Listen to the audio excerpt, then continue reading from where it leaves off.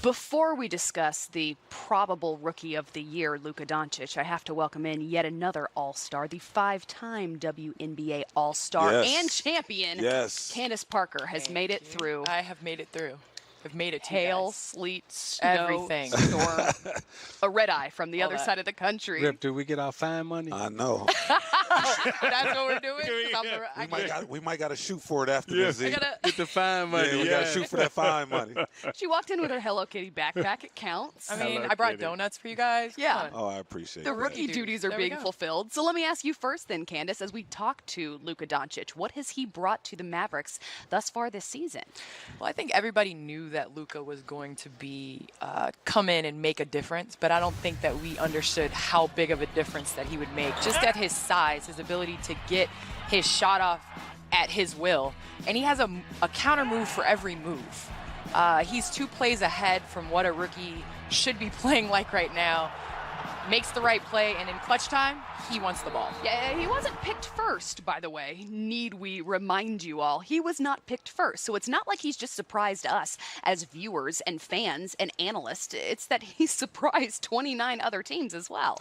Well, with the exception of Don Nelson Jr. I mean, when you look at that Mavericks organization, they have been locked into the European player for a very long time, and their international scouts are just as good as anybody in the business. And from Dirk to Luka, and then long before that, when they drafted Dirk, I think they drafted the other big kid. I'm slipping on his name right now, but they've always been internationally known in terms of their scouting. And when they went out and paid the heavy price to get Luka, when they made the swap with Atlanta, they knew exactly what they were doing. They knew exactly what they were getting, and they were light years ahead of everybody else in the league. Is he at this point the Rookie of the Year?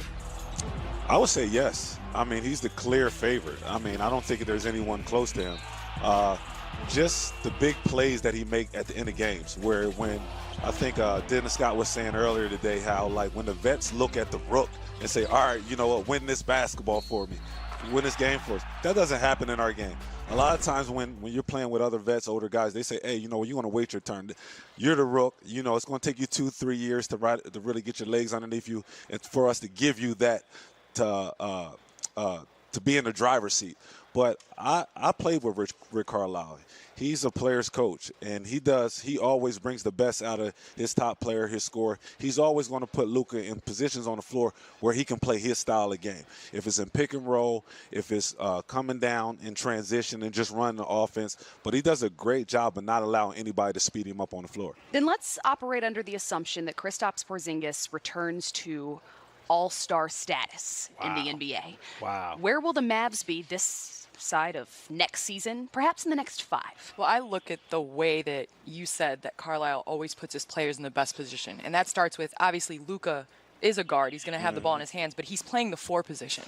And so that allows him to have a different type of matchup. And to add Porzingis to that, where that pick and roll in the middle of the floor, where you're not able to switch, and Luka's coming off making decisions. You space the floor with shooters. I mean, the sky's the limit for this team in the future. When you add a guy like Porzingis that can really do it all with a Luka who already impressed us this year. You won't have you may have the most versatile 4 or 5 big men in the league. I mean, Luka as a 4, Porzingis as a 5. Both of them have excellent ball handling skills. Both of them are great passers.